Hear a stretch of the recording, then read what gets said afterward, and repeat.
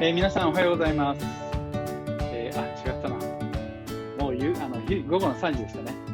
こんにちはですね、日本時間の。今、カリフォルニアの時間で言いますと、夜の11時、それからイスラエルの時間で言いますと、朝の9時になっております。本日のプログラム、早速、デスクトップ上で共有させていただきます。はい、こちらが本日のプログラムです。ボーングローバルタウンホールミーティングの17回目のイベントになります。本日は、イスラエルから、ゲストをお招きしております。シズムグループのヨシ・ボーンステインさんですね。それから、パネリストには、いつも参加いただいております三菱ケミカルホールディングスの浦木文子さん、それから、ファイザーの瀬尾徹さん、そして今回初めて参加いただきますが、リンケージコンサルティングと、それからアストリアのアドバイザーにもなっていただきました林正弘さんにおいでいただいております。それから、ホストの私森本とコーホストの沼沢で本日のプログラムを、進めさせていただきます。本日のプログラムは2つの構成になっておりまして、最初の45分間は、ヨシさんとのインタビュー、タイトルはですね、デジタルヘルスと DX がイスラエルのアントレプレナーシップにどのような影響を与えてきたかというお話を、最初のプレゼンテーションの後で、進めさせていただきます。それから、後半のプログラムでは、シズムグループで今、支援をしている、スタートアップたくさんいるんですけれども、そこから3社推薦いただきまして、本日、3社のプレゼンテーションと Q&A をさせていただきます。会社の名前が、コグニガード、それからアイデンティファイ、そして、AI サイト、こういう3社になります。で、最後の30分は、私どもパネリストの間でですね、本日の内容についての、解説ですとか、談話、レビューをしたいと思っております。それでは早速、スピーカーの、ヨシ・ボーンステインさんをお招きしたいと思います。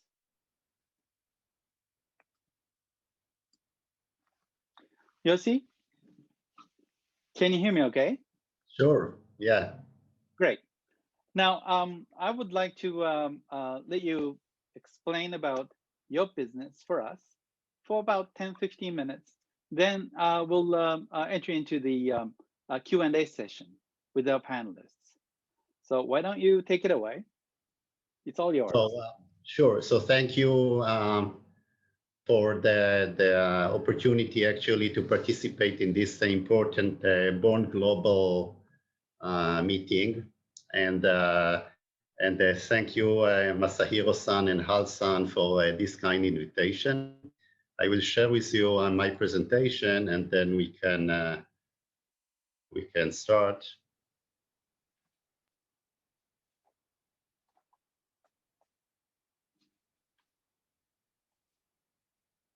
Okay, so before describing you Shizim, I just want to talk a little bit about what we call Startup Nation. Israel become for many years what we call Startup Nation. And when we are looking at the global numbers, Israel located number one of the percentage of GCP spent on R&D globally, number one in VC investment per capita, number two in cybersecurity, number three in the global ranking, NASDAQ companies, and see we are have other parameters that we are ranked between the best companies and the best countries worldwide. There are large and growing number of active life science companies in Israel, and we can see it year by year. And the majority of the companies you see on the pie is in the medical devices and digital health. Digital health became a very strong segment in Israel. I'll elaborate it a little bit more down the road. And we have many multinationals companies located in Israel for R&D centers for many different technologies. Just to give you a taste of what happened in the last few years when we are talking about mergers and acquisitions, so and the numbers behind it. So the exits that we had in Israel are billions or tens of billions of dollars for technologies, and here I'm talking only about life sciences, of course. And now I'm reaching now into Shizim. To add to this story of Israel, we decided in 2000 to build an infrastructure or an ecosystem that would take all the advantages of Israel and try to focus on different categories. So Shizim Group is actually today dealing with clinical research, innovation, marketing, R&D, and education. And the verticals are pharma, medical devices, digital health, and medical cannabis. We have 60 full-time employees, physicians, pharmacists, senior people in the industry, and another 95 people working for our portfolio technologies. Raised until now for our technologies more than $120 dollars, and we have a portfolio of more than 200 patents. So we are a major junction of life science innovation and technologies in Israel. This is how the company looked like from structural point of view. I'll not go into it, but we have now we are operating in 11 international offices, and we have some activities, including in Japan. If you'll see on the left side of the slide, we see the companies, we call them, those are the service providers companies to the biomed industry. So we have a pharmaceutical company here in Israel. We represent pharmaceutical companies from different international markets. Dolphin Medical is also an exclusive distributor for other European and American pharmaceutical and the medical devices company. GCP, it's one of the largest CROs in Israel, contract research organization. This is a company that doing clinical studies from phase 1 to phase 4, everything according to the FDA regulation. We have another company, Poland Biomed Venture in Poland, Assist Enterprises operating in Japan. We are representing exclusively Variant and Israeli airspace industry, and Canten is a company that dealing with medical cannabis. On the right-hand side, you can see a few education centers that we open with the Technion. Technion is a very famous university. It's like an American MIT. When we teach the market, how to develop a product from idea into a product. We have conferences. So just to give you an idea, on GCP, we have already 14,000 people that had certification for good clinical practice. So we are very strong in education.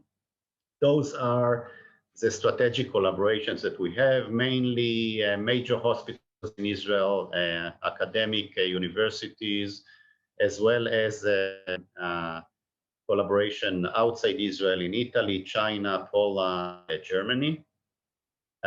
If we look into the professional management, so our chairman is Tamir Pardo. He was a former head of the Mossad. We actually brought him into the company 2 years ago in order to strengthen the digital health, to bring a lot of technologies from the security side. Today, it's a kind of a multidisciplinary activities that we do here for healthcare. And then we have Kobi Kaspi, our CFO, Doron Ben-Ami. He is the CEO of Shizim Excel, our innovation center. He came from MSD, Merck. He was the CEO of in Israel and East Europe. Gil Barnea, he actually established the innovation center of Mossad. He's the CEO of Shizim VS on digital health. Eitan Segal came from the public market Rotem Shomrat from EY for public companies, Shuki Yeshurun, he was a chief scientist in DARPA, Israel, Mafat. Amir Seger was the head of the cybersecurity in the Mossad. So those are, and Oren Tadmor, of course, he came from the Air Force. He's responsible for the operational activities. So we have two main innovation centers, one Shizim Excel and one Shizim VS, as I said. One is medical device innovation center, one is digital health. Digital, just to give you an idea what we are looking for, all kind of technologies coming from cybersecurity and cloud and Internet of Things and big data and artificial intelligence. And we are collecting all those technologies and adapt it into the healthcare business. A little bit about our track record. So we have one company traded in the NASDAQ called Microbot Medical. And in the future, you'll hear a lot about this company. We are developing all kinds of micro robots, wow technologies, game changers, all kinds of disposables, and Exact Robotics, which is a company which we took from the Technion in 2013.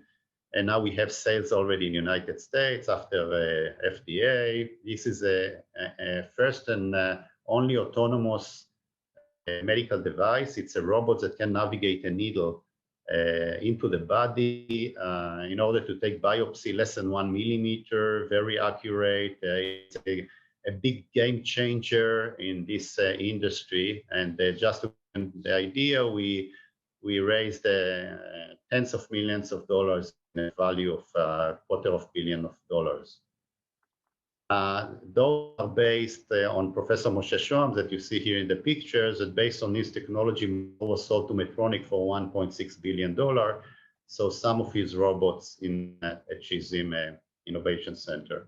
And now I want to show to you the map of technologies. I'm not going one by one, but all kind of crazy stuff. You will have more time later on and you want to hear about it. There are very nice medical device and digital health, but in order just to get the taste of what we have, so I have a clip of 3 minutes. Please watch it. Take a look at this animation over here. This is the Virob. That's a chemo agent sort of being attached to the end of the robot, and then you take that robot and you put it into somebody's trachea like this. Again, this tiny little robot making its way down into all the various airways, eventually finding a specific tumor. All of this done by remote control outside the body, and take that thing and put it directly into the tumor and release all that chemotherapeutic agent. It is targeted therapy like we have never seen targeted therapy before.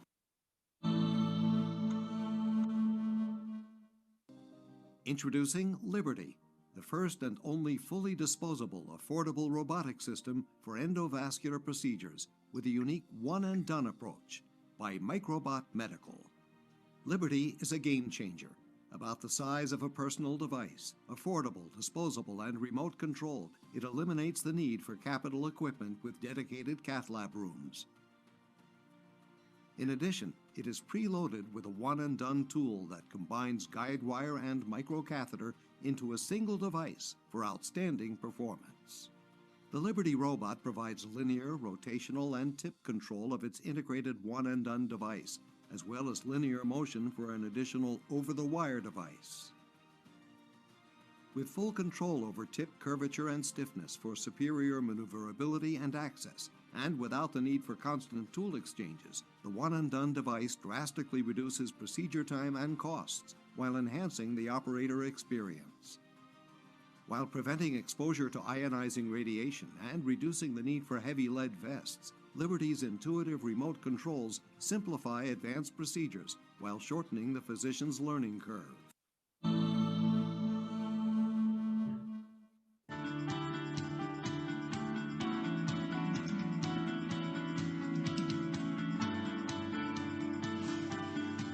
The SCS prevents debris accumulation on the shunt inlets and tissue ingrowth in its lumen.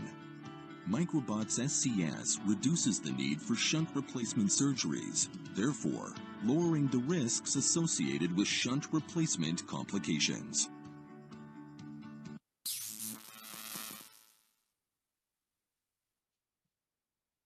Navigation and planning with steering and insertion of the surgical instrument.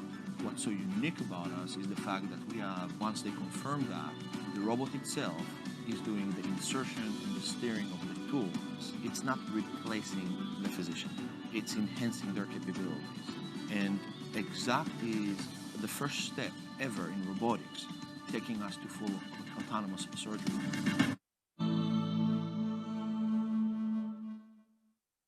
The triticum retriever is advanced over the wire. Upon entering the blood clot, the device wings are folded in an arrow-like configuration, offering a low-resistance profile with minimal disruption to the clot. As the device is pulled back, its wings open and retrieve the blood clot. So other Shizim technologies, so we have, for example, a cochlear implant that working on an optical technology, and just to give you an idea how people hearing today with implant, and now it would be how it will be with our technology. It's a kind of a very sophisticated technology. We have an aesthetical product for breast remodeling, tightening, and raising a breast through non-invasive home use procedure. We have a kind of a simple blood test from a pregnant woman in the 10 weeks that we do a full sequencing in order to find the malformation in the baby. This is based on AI. We have another robot for ALS and for people suffering from stroke, which can operating through voice, through movements from distance, each finger by itself, or a daily use, as well as physiotherapy. We have a cognition, improving cognition product, non-invasive for Alzheimer's disease, and a knife which cannot cut nerves during operation. So this is to give you some ideas, and thank you very much. I'm at your service for questions. Thank you, Yossi. That was a very impressive display of your portfolio companies.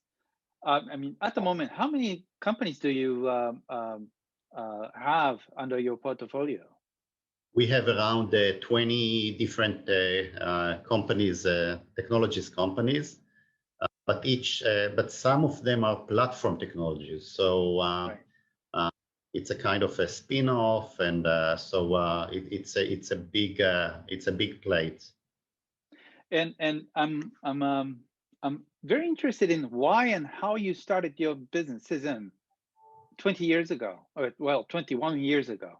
You used to work for a big pharma company, right? Right. And one day you decided to leave the work and start something new, Shizim. Is that how it happened?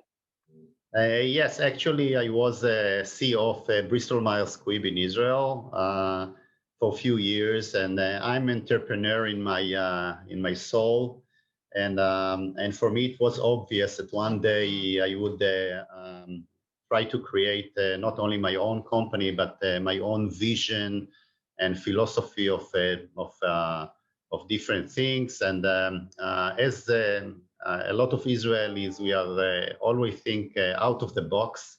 Mm-hmm. Don't know to get no as an answer, and trying to find solutions. So the idea was let's build a kind of an ecosystem that could allow us to bring into it a huge deal flow in order to develop products. That's how it started. Now, 20 years ago, back in 2000, was there a ecosystem, startup ecosystem of today, or was it at the infant stage? No, so it was stage by stage. At the beginning, I built a service providers companies in order to give services to not only to startup but to the pharma companies, to physicians, to hospitals. After this platform was built, only about 7-8 years ago, we decided to focus on innovation and to use this platform for a better understanding and quick result for those technologies. And right now you have many lines of businesses under your group, right? And how did you start from one tiny business to such a broad range of businesses? What was the turning point in your business? It's very difficult to state a point where things change dramatically. So my philosophy of management is when I created an idea of, for example, of a service. So I'm taking the right power. So each one of my companies is managed by a CEO separately, and there is a lot of synergistic effect between all those companies.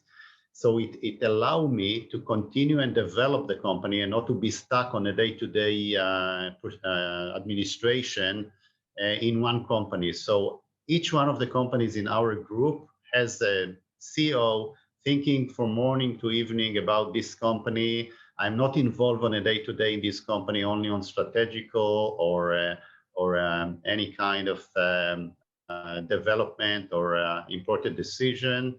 And it's allowed me to continue my vision and to go to other things as well. Right. Before I open up this forum for other panelists to ask you some questions. Let me ask one more question. What was your breakthrough in your business? Okay, so I can say that the breakthrough would be exact robotics. Probably those big companies today, which like Mobileye or like Waze, that are changing. All the automation and the way of thinking, and it's a digital strong tools. So exact robotics is going to bring a huge revolution to the medical device. It's not only for me, by the way. There are many people that say that the medical before exact and after exact robotics would be completely different. As I said, we are the first autonomous robot in the healthcare business. So it's a huge revolutionary for me. This is something that I brought to the world with a big success. Now, let me invite our panelists to participate in this conversation. Any takers? Uraki-san? Yes, thank you very much, Yossi, for the very interesting presentation. And I'm especially impressed by the ecosystem that you created. So there is a service business which can be also a very great like a place to incubate new technologies. So I want to understand that maybe the role of the Shizim VS and XL. It seems like both are like an incubator and investors, but is there some role differentiation? And it seems like also you're mainly invest or incubate medical device companies more than drug discoveries or other type of healthcare startups. Is there any reason behind that? Sure. So we started with the Shizim XL as medical device company. And about 2 years ago, when even before the COVID-19, we decided to go into the digital. The digital we thought would be the next future generation for many for many healthcare businesses.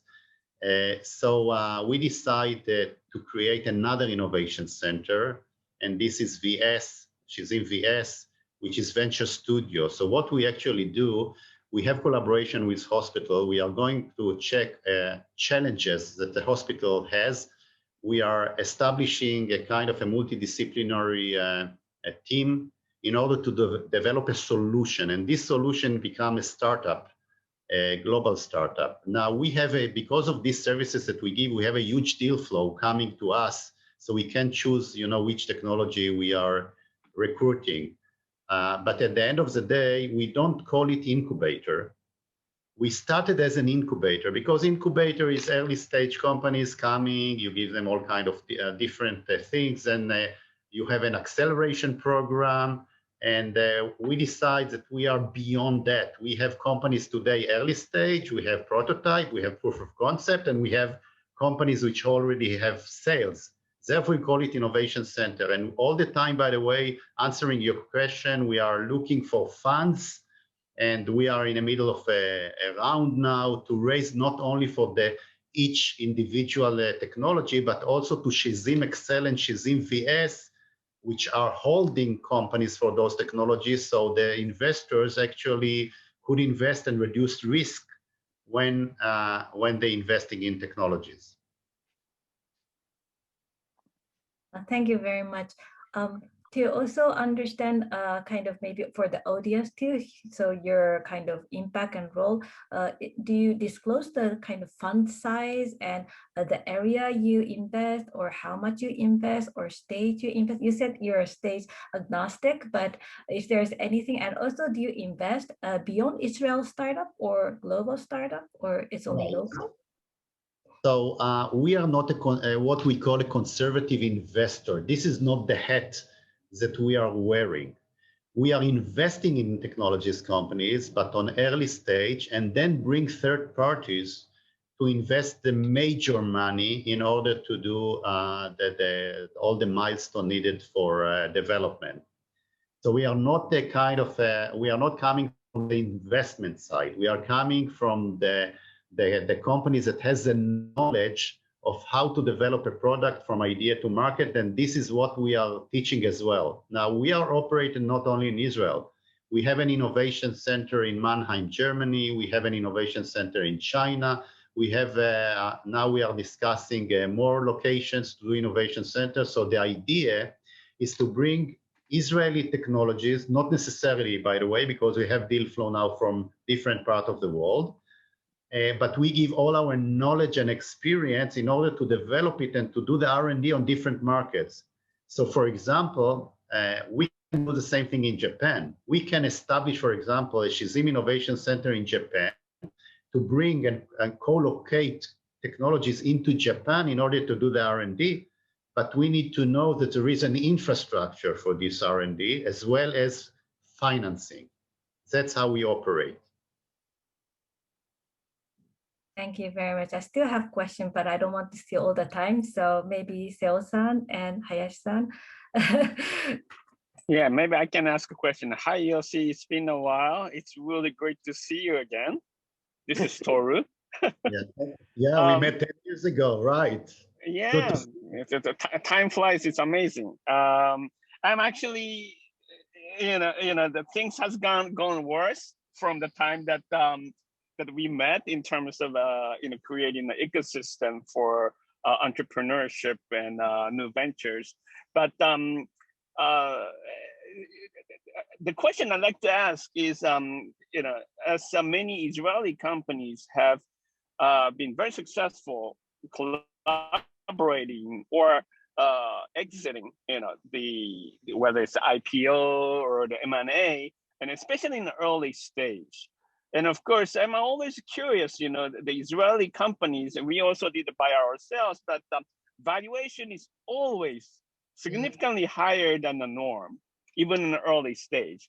So I'm actually curious what the trick is. So what is your trick of having the biotech or even a startup having such a high valuation relative to a competitors in other countries?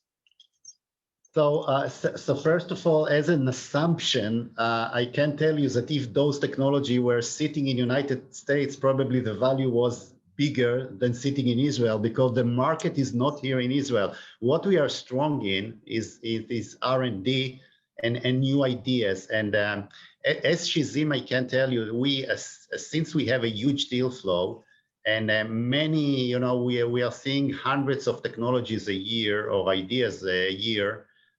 We are selecting the most attractive technologies, meaning we are very careful, for example, to check not only about the technology itself, but about the team, about the people, about, you know, everybody is talking about due diligence process. So, you know, everybody does due diligence, but not everybody is successful. So we actually add into it, to our due diligence, what we call intuition, you know, and it's a combination of experience and knowledge.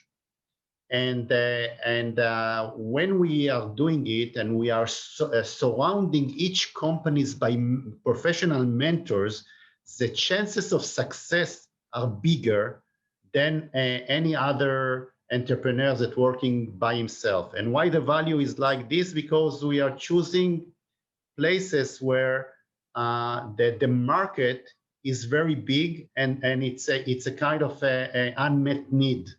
So the solutions that we are finding are big solutions, and therefore the value for those companies are becoming very high. Why Israelis? Because part of it is our culture. You know, we are, as I said, we are challenging anything that available. You know, you cannot accept no as an answer. We are trying to go out of the box. Sometimes it's a kind of a chaos, which has another disadvantages, but for technology, it's a big advantage. And we are thinking a little bit different, and we are risk takers, which is not the case in many countries. We can fail again and again and again. And for us, it's not a shame. It's something which is part of the startups procedures. So we are ready to fail.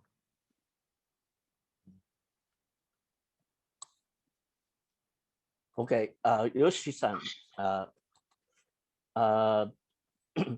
Israel is the second Silicon Valley.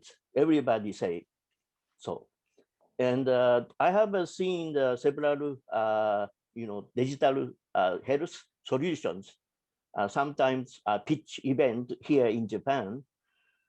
I was, you know, excited to see your solution. Could you tell us a secret of why, you know, your solution, such as digital health, is strong compared with Silicon Valley? I didn't catch your last sentence, if I can tell you. Could you tell why, you know, tell us the secret of why such a solution is born? You know, in order to answer this question, we need, I think, to understand better what are the challenges that the world is going through. And the COVID-19, by the way, gave a huge push for all these digital technologies, which in a normal period, we could reach them in 10 years ahead. And because COVID-19, everything now in digital becomes something which is normal for us. You know, even this Zoom, you know, which is now become too popular. You know, simple things like if you need an office or you don't need an office, the same thing happening in the healthcare. And while, for example, it would be 5G more in more countries, so all this telemedicine, telesurgery, all this will be done remotely, which is not the case today because of different infrastructure. So the secret is to first of all to understand where the world is going to, how hospitals will be in 10 years ahead or in 15 years ahead. You know, I believe that most of the care of the patient will not be in hospitals anymore. It would be at home. So many different innovations. Hospital will be completely different. The surgery by robots would be completely different, more autonomous robots. So the secret is to try to understand where the world is going to. And that's what we are trying to do here. You know, I didn't show you, but we are now checking, technologies. We are thinking about quantum and brain interface and synthetic biology. I mean, those kind of things, nobody's talking about them. Some of them are in the academy. But as Shizim, we are trying to understand not what will happen tomorrow, a year or 2 years ahead, but what would happen in 10 years and to enter these technologies today. Thank you. It must be a very exciting place to work for Shizim and also in the Shizim office, because it sounds like you're watching a SF movie, thing of the future, or you're trying to develop something new that may be incorporated in the SFX. Yes, it's true. We have the privilege, it's very exciting actually to deal with it every day. Right. To tell you the truth, I mean, from one hand, everybody always look at the glory of that. Okay, wow, what innovation you invented, what kind of infrastructure you built, but behind the scene, many barriers, regulatory barriers. Startups could be one day on top, one day at the bottom. You find out, after 2 years of investments that somebody else in the corner or of the world has a patent that maybe you cannot go, and then the company died. So there are many also frustration, but when you see the goal and you know where you want to go, you reach the target. And that's what we have here. So we have the glory, we are enjoying every moment, but right. We need also a special, character in order to continue again and again and again, as I explained before. Now, I have another question for you, which is, you're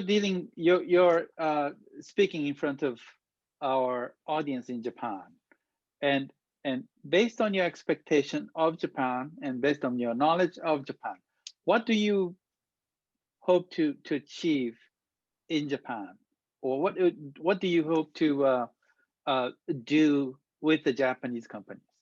Right. So Japan for us, it's an early adoption country. You as us are very much like innovations in high tech, in medical, in many other things, and you are early adopters, when we are talking worldwide. And this is a big advantage. But there is a lack, to my opinion, even though you are more companies becoming more international than Japanese, that the startup understanding is still not something which is inside the Japanese companies, meaning they want to buy companies while they are very mature. They are not risk takers to buy them on early stage. And there were United States, and in the last few years also China, understood that if they want to be pioneers, they need to go as early as possible to buy equity, to buy companies, to do joint ventures, to put more money into investment in these companies, and to be more risk takers in order to have to succeed. So I'm working. I worked before, 10 years ago, 15 years ago with Japanese companies, and which wanted to know a kind of a search, market research in Israel. What technologies could be fit into the portfolio of those companies? Could be pharma, it could be medical device. And we did this research. Until they did the process, sooner or later, US companies actually won. From one hand, I'm calling here to Japanese companies to be more open, more flexible, to run faster and to achieve this goal. Your Yossi, message maybe is, I can ask, let me ask one question. So my question is, what's next? Let me tell you why I'm asking this question. The world is getting smaller. So there are so many copycats of copycats of copycats. And of course, the Israelis have been the forefront of this, but a lot of people are sort of mimicking or taking examples of what have been very successful in Israel. Obviously, there's some mindset, that includes the risk takings, and you also mentioned I like the idea of enjoy every moment kind of idea. But at the same time, everybody's doing the same thing. There are more companies or more entities that are willing to take more risks, and it's also coming to the point that failure is not the failure, but the failure is really the step to the next step. So with all these changes in the environment, what is next? How do you think Israel will excel or continue to excel in a current state? So first of all, there is a lot of support from what we call Israeli Innovation Authority, which is a governmental body. Also to read, and to understand what's going to be the technology, year ahead, and put more money, more requests for proposals in order to support it. And but still, it's a very low, to our opinion, financial resource. Unfortunately, in Israel, we have many technologies, but not enough financial resources, and we need to bring all these financial resources from overseas. By the way, this is maybe the time to call to Japanese companies to collaborate with Shizim. We want to find our local partner at Japan, and to start to operate with him, as well as financial bodies to support our great technologies. And next is to become bigger and bigger. And we need to, in order to do it and to do copy paste to other markets, because that's how you multiple your success. It's not by doing the same thing what you did before, but trying to do some creative things and bigger. And that's what we are busy now at Shizim, to scale up our activities to different markets. Well, I'm more than happy to help. I'm humbled, and my skills is somewhat limited, but I'm more than happy to help, and I'm sure many companies in Japan are very interested. Yeah, related to that discussion is very fascinating discussion. So I'm very also interested in that the partnership is going to be the key to make this ecosystem and to copy paste in different society or different economy. We understand all that the mindset is important to give a try new thing, early adopter, take risk. But there's like a lot of component like a government that maybe Japanese consumer are early adopter of technology, but maybe not the government regulation. So, there is many components make the ecosystem successful. So government, regulation, corporate, investment, companies. What do you think is the kind of very big impact to make this ecosystem alive and create a lot of innovation? And maybe Japan. So maybe in Japan, what do you think is the biggest success factor for creating that? Wow, it's a very challenging question to answer, since I know the Israeli market from A to Z, but I don't know the Japanese market so well. Yes, So, from your experience in Israel, recommend to Japan what they should do in order to to improve governmental, regulatory, etc. But yes, in principle, you need that the country authorities would be more flexible, more supportive, to reduce regulation barriers. So this is in general. I don't know exactly, for Japan, you know it better for me. But I think that the model in Israel is successful because of these combinations that you describe, that it's not only the culture, but also, governmental regulation, and freedom. We have to do things which are out of the box. Thank you. Maybe we have to learn a lot, but your experience in Israel, make it successful one, is maybe a lot of learning or a lot of insight. So really, and education, and education as well. As you saw, we are very busy in education, and education is not only to have a kind of a profit entities. Education is to create the knowledge and the networking, which is an important factor of any company.